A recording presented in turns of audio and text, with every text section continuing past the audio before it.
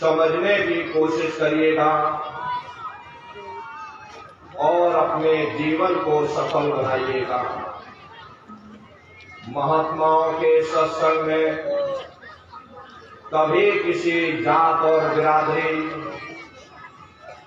किसी कौम या मजहब या किसी भी व्यक्ति विशेष की कभी कोई निंदा, चुगली, आलोचना या किसी की बुराई नहीं की जाती। हरे नर नारियों, जब हम लोग इस संसार में पैदा हुए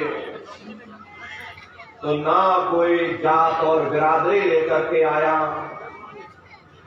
ना कोई कौम या मजहब लेकर के आया, न कोई अपना नाम लेकर के आया। सिर्फ नंगे रोते हुए हम लोग इस संसार में पैदा हो गए। बाद में जो औजार उस परम पिता परमात्मा ने बख्शे, मन, बुद्धि और चित्त, उससे जब हमारे अंदर चेतना आ गई तब हमारा नाम पड़ गया। कर्म के अनुसार हमारी जाति बन गई। धीरे धीरे हमारा फैलाव दुनिया में होता चला गया। हमने बाल बच्चे बना लिए, हमने रिश्ते नातेदार बना लिए, हमने कुटुंब परिवार वाले बना लिए, हमने जमीन और जायदाद हासिल कर ली और इसको अपना समझ करके हम आप यहीं पर बैठ गए। फिर जब जाने का वक्त आया, फिर आपको यहाँ से खाली हाथ भेज दिया गया। ना आपके साथ आपका नाम गया, ना आपके साथ जात और बिरादरी गई, ना आपके साथ ये जमीन और जायदाद गई। जिस छाया को प्राप्त करने के लिए आपने अपना पूरा जीवन गुजार दिया, तो ना माया हाथ में आई और ना छाया हाथ में आई। खाली हाथ आए थे और खाली हाथ आपको यहाँ से वापस भेज दिया गया। कहने का मतलब ये है कि उस परम पिता परमात्मा ने अति दया और कृपा करके आपको ये मनुष्य शरीर दे दिया और आपको स्वतंत्र कर दिया गया कि भाई मैंने तुमको ये मनुष्य शरीर दिया है तुम्हारी जीवात्मा के रहने के लिए। मैं तुम्हारी जीवात्मा को इस मनुष्य शरीर में बंद करता हूं। तुम मेरे मकान के द्वारा उस मालिक की भक्ति करके अपनी जीवात्मा का कल्याण करा लेना। मैंने कुछ समय के लिए तुमको ये किराए का मकान दिया है। जब समय पूरा होगा मैं अपने सिपाहियों को भेजूंगा। उस समय पर तुम मेरे मकान को खाली कर देना। उस समय न जमीन जायदाद काम आएगी, न जात बिरादरी काम आएगी। मन को, बुद्धि को, चित्त को और जीवात्मा को निकाल करके इस शरीर से बाहर कर दिया जाएगा। ये शरीर आपका यहीं जमीन पर गिर पड़ेगा, क्योंकि जीवात्मा के निकल जाने के बाद में ये शरीर सिर्फ एक माटी का पुतला है, उससे ज्यादा कुछ भी नहीं। आप इस मिट्टी के पुतले को ले जाकर शमशान भूमि पर जला करके राख कर दोगे। पर आपकी कौम, आपका मजहब आपकी जात और बिरादरी, आपका ये नाम उसी शमशान भूमि पर जल करके राख हो जाएगा। जिस जात और बिरादरी के लिए हम लोग लड़ते और झगड़ते थे, जिस धन दौलत को पाने के लिए हमने आपने न जाने कितने बुरे खोटे कर्म किए, तो मौत के समय में ना ये जात बिरादरी काम आई, ना ये धन दौलत काम आया, सब कुछ तुम्हारा यही छूट गया और जीवात्मा को ले जाकर ऊपर धर्मराज की कचहरी में पेश कर दिया गया। पलक झपकते ही तुम्हारे अच्छे बुरे कर्मों का हिसाब किताब हो जाएगा।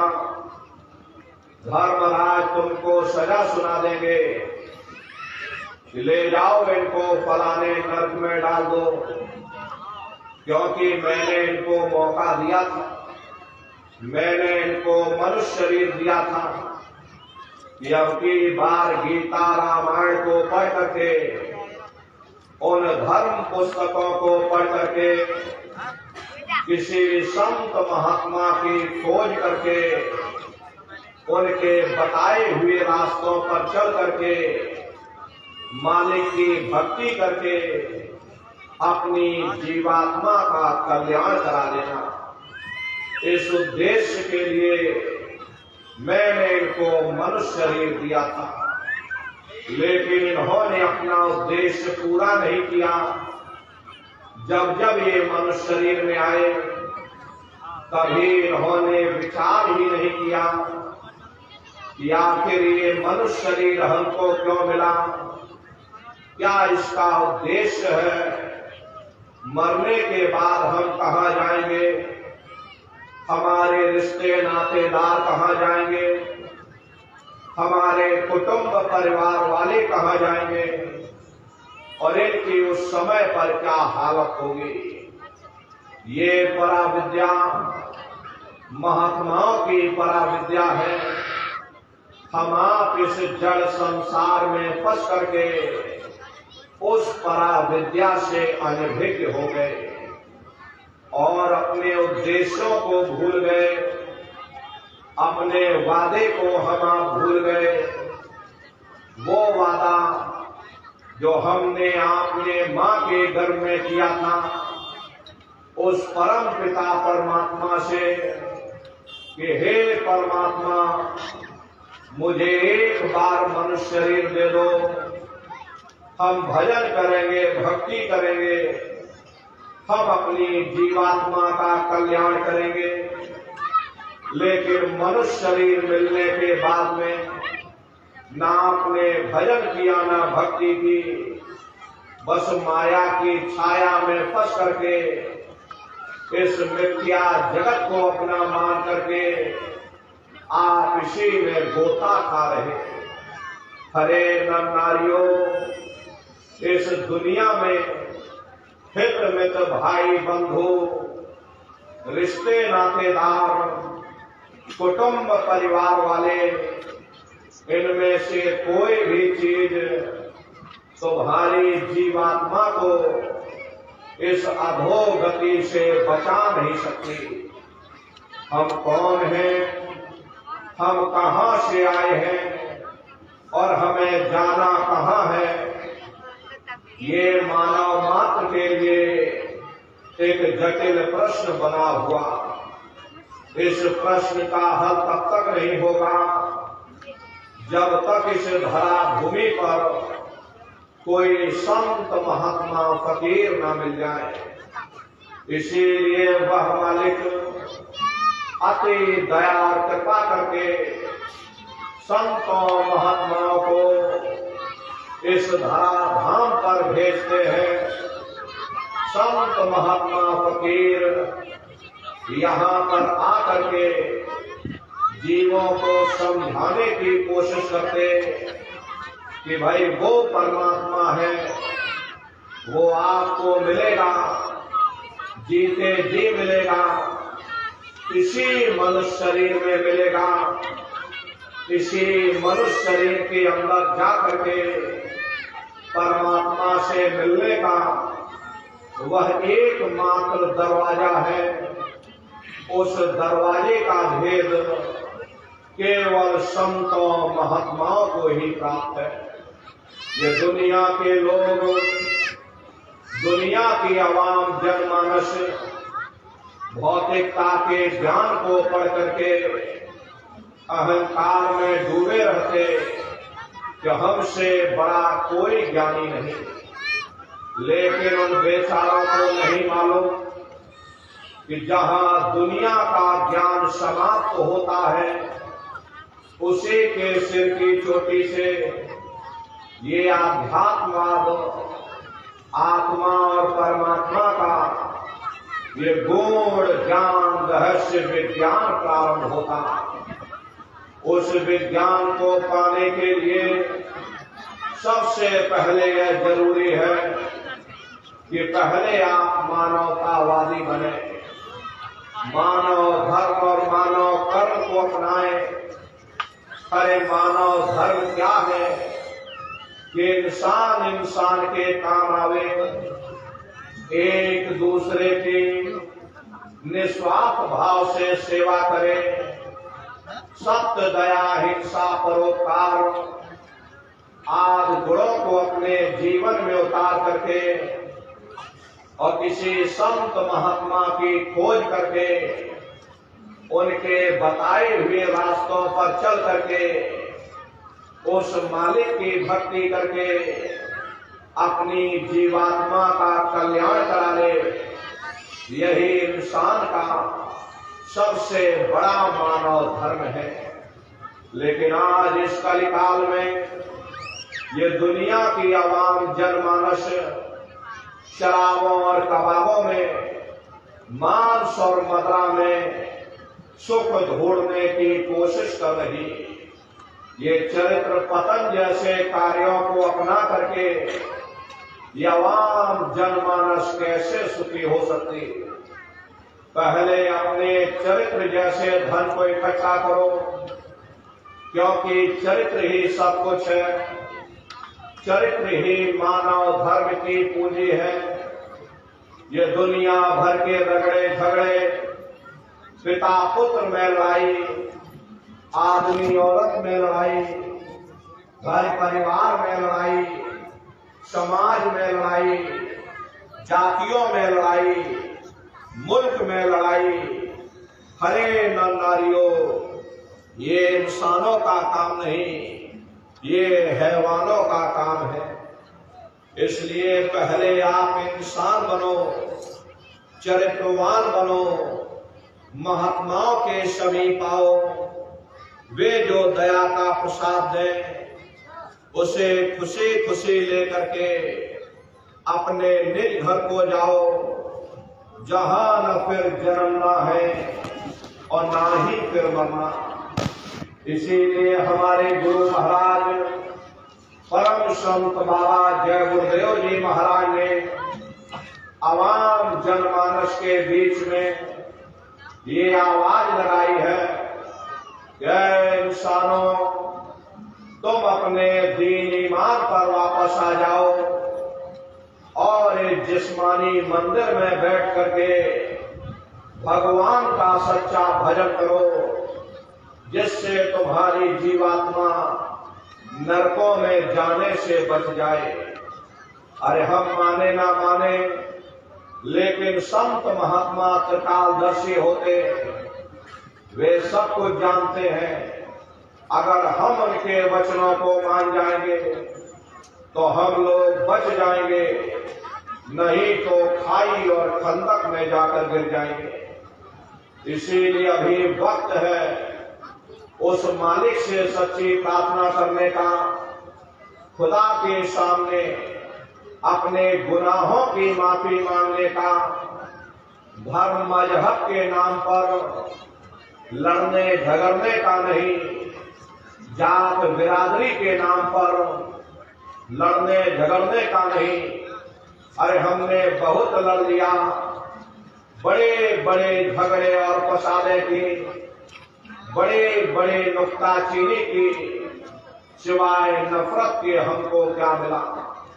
नफरत की ऐसी ज्वाला जली जिसमें घर जल गया, परिवार जल गया, समाज जल गए, जातियां जल गई, अब सारा देश जल उठा। इसीलिए सारी मानवता बहुत थक गई।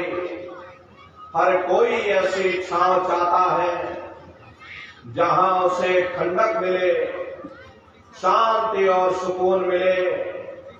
ये सब वही मिल सकते हैं जहां शांति के संदेश होते, सुकून के संदेश होते, मानव धर्म और मानव कर्म के संदेश होते।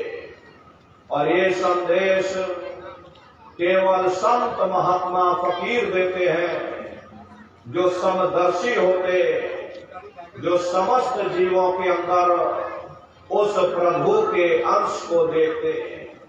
ऐसे समदर्शी उन महात्माओं की खोज करो। ये मत देखना कि महात्मा किस जाति के हैं, महात्मा किस बिरादरी के हैं। अरे जातियां कर्म के अनुसार बनाई गई, जन्म के अनुसार नहीं। मनुष्य की एक ही जाति है, वो है मानव जाति। और इसी मानव जाने में बैठ करके हमें उस मालिक की भक्ति करनी है। हरे नर नारियों, सुपच जात के भंगी थे, रैदास जी जात के हरिजन थे, मीराबाई जात की छत्राणी थी।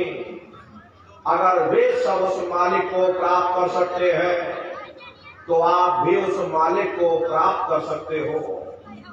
लेकिन बगैर महात्माओं के, बगैर मुर्शिद के कोई भी जीव इस संसार समुद्र से ना कोई पार हुआ और ना ही कोई हो सकता। ये समुद्र ऐसा है जिसके न इस किनारे का पता न उस किनारे का पता कोई नहीं जान सकता।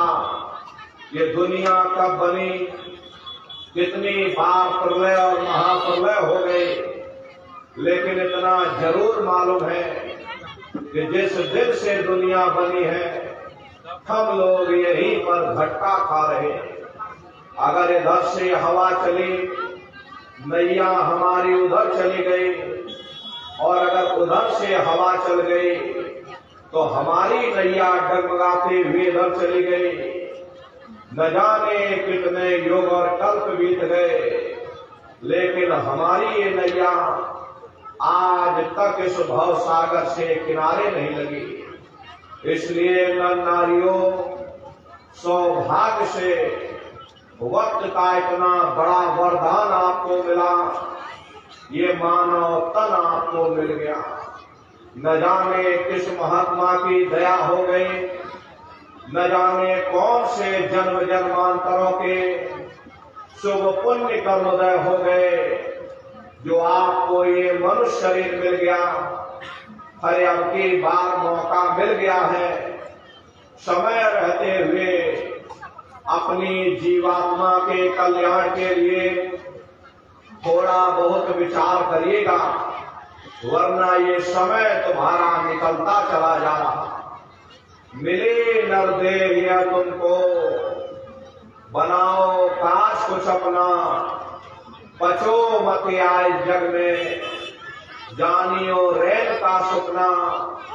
हरे प्रेमी भाई बहनों, जैसे रात में हम लोग स्वप्न देखते हैं, हालांकि उस समय पर हमें स्वप्न सच मालूम पड़ता, असली प्रतीत मालूम होता। लेकिन जब हम सुबह उठते हैं, जब हमारी आंखें खुलती हैं, तब हमें होश आता कि नहीं भाई, हम तो स्वप्न देख रहे थे, ये सब भ्रम है।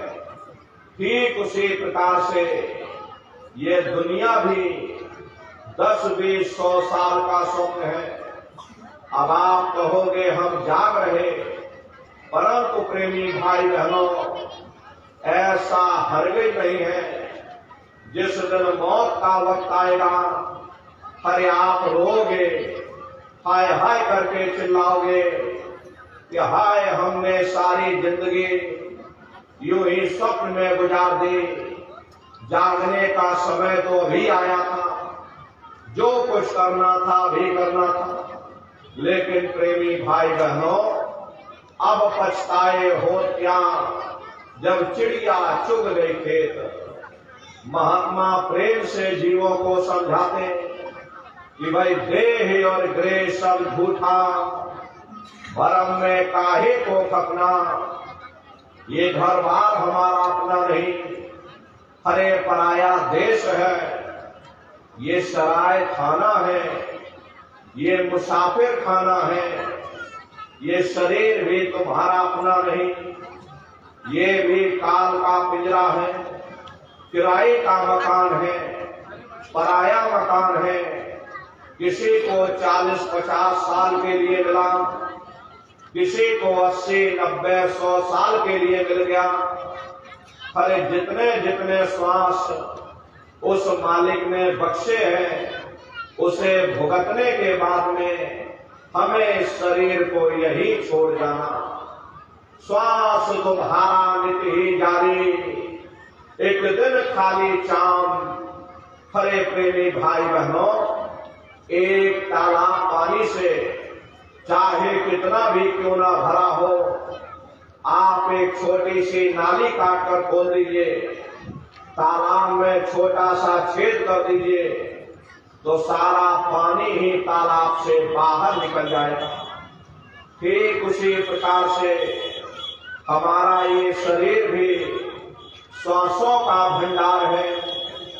जब तक श्वासों का भंडार जारी है, हम दुनिया के काम काज में फंसे हुए, दुनिया के कारोबार में उलझे हुए।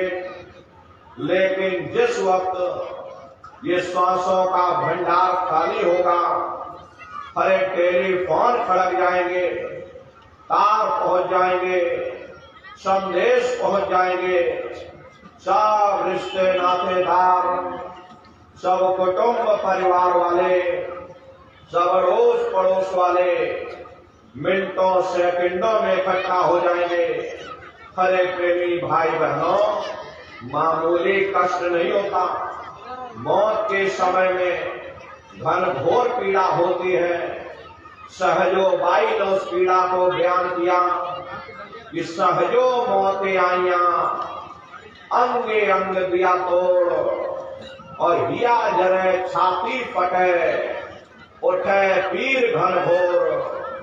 गुरु महाराज सत्संग में फरमाते थे कि जैसे 1 लाख बिच्छू एक साथ हमारे जिस्म पर डंक मारे, उससे भी लाखों करोड़ों गुना ज्यादा मौत के समय में दर्द होता है। जब मृत्यु आती है तो किस तरह से प्राण निकलते, प्राणों के निकलने की क्या प्रक्रिया होती है, जरा उसे भी आप लोग समझ लीजिए।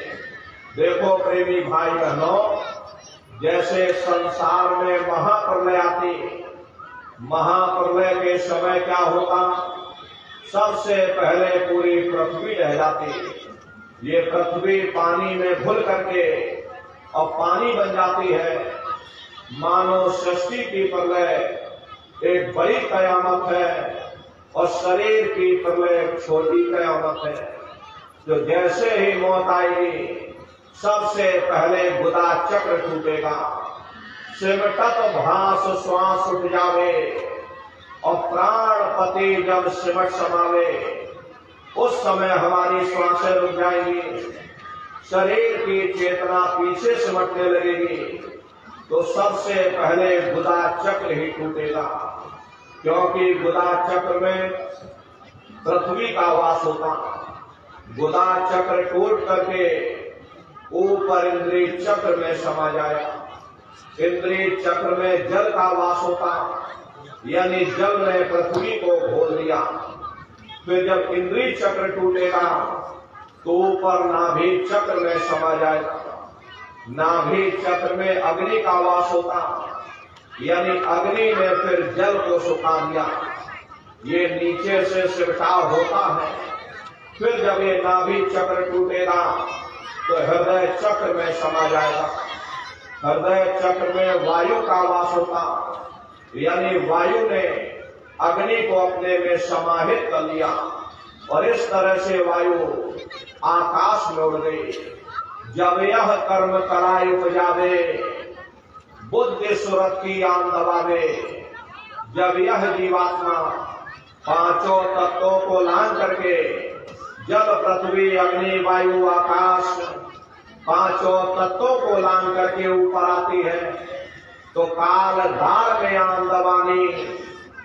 जब डर के नैनम से पानी, जब काल अपनी दाढ़ में दबाता उस समय नेत्रों से पानी निकलता। इंद्रियां टूट टूट करके चकनाचूर हो जाती। सब रिश्ते नातेदार खड़े रहेंगे। डॉक्टर वैद हकीम सब आपको घेरे रह जाएंगे, लेकिन आप अपनी पीड़ा को उस समय अपने मुख से बयान नहीं कर पाओगे। सिर्फ आपके नेत्रों से अश्रु टपकेंगे। हरि अमदूत आते हैं, प्राणों की डोरी को तोड़ देते और जीवात्मा को खींच करके इस शरीर से बाहर कर दिया जाता। और जैसे ही जीवात्मा शरीर से अलग हुई, ये शरीर तुम्हारा मिट्टी हो जाता। फिर इस मिट्टी को एक रात अपने घर में कोई रखने को तैयार नहीं होता। आपके कितने भी सगे संबंधी क्यों ना हो, खास नात रिश्तेदार क्यों ना हो, लेकिन एक रात कोई घर में मट्टी रखने के लिए तैयार नहीं होते। कहते भाई जल्दी करो जल्दी करो, अब इनकी शक्ल देखने में हमको डर लग रहा। जल्दी से बाजार से कफन खरीद के लाओ, जल्दी से लकड़ियां खरीद के लाओ, जल्दी से चिता तैयार करो, इनको घर में से जल्दी से उठा ले जाओ, वही शमशान भूमि पर जला देना। ये जो घर में इनके कपड़े लत्ते पड़े हुए, हर इनके कपड़े लत्ते भी उठा ले जाओ, वही शमशान भूमि पर जला देना। जिस बिस्तर पर ये लेटे रहे, ये बिस्तर भी अशुद्ध हो गया। अब इनकी छुई हुई चीज हमको घर में एक नहीं चाहिए, इसलिए इनका बिस्तर भी उठा ले जाओ, वही शमशान भूमि पर जला देना। लेकिन उसने कोई सोने की अंगूठी पहनी होगी, उसे धीरे से उतार कर जेब में रख लोगे। बस वही एक अशुद्ध नहीं होगा, बाकी सब अशुद्ध हो जाएगा। हरे महात्मा कहते हैं कि भाई कुटुंब परिवार मतलब का बिना धन पास नहीं जाए। ये रिश्ते नातेदार, ये कुटुंब परिवार वाले, ये सब स्वार्थ के संगी साथी। हरे प्रेमी भाई बहनों, आज तुम्हारी जेब में पैसा है तो सब जैसे तैसे तुमसे रिश्तेदारियां कायम कर लेंगे। आज जेब खाली हो जाए तो कोई किसी को याद करने वाला नहीं। हरे प्रेमी भाई बहनों, अभी बूढ़े बुजुर्गों से पूछा जाए कि क्या तुमको तुम्हारे माँ बाप की याद आती है, तो कहेंगे भाई नहीं आती। अरे क्यों नहीं आती? तुम्हारे माँ बाप थे, तुमको पाला पोसा बड़ा किया, खुद भूखे रहे होंगे, तुम्हारा पेट पाला होगा, तुमको तुम्हारे माँ बाप की याद क्यों नहीं आती? क्योंकि तुम्हारे सामने तुम्हारे लड़के बच्चे हो गए, तुम्हारे नाती पोता पंती और संती हो गए, इसलिए तुम अपने माँ बाप की यादों को भूल गए और नई यादों में बस गए। ऐसे ही प्रेमी भाई बहनों, एक दिन सब तुमको भी भूल जाएंगे, कोई किसी को याद करने वाला नहीं। ये कहानी तो शमशान भूमि पर समाप्त हो गई। उधर देखो क्या होता, तुम्हारी जीवात्मा को ले जाकर के ऊपर धर्मराज की कचहरी में पेश कर दिया जाएगा। वहां पलक झपकते ही तुम्हारे अच्छे बुरे कर्मों का हिसाब किताब हो जाएगा। धर्मराज तुमको सजा सुना देंगे।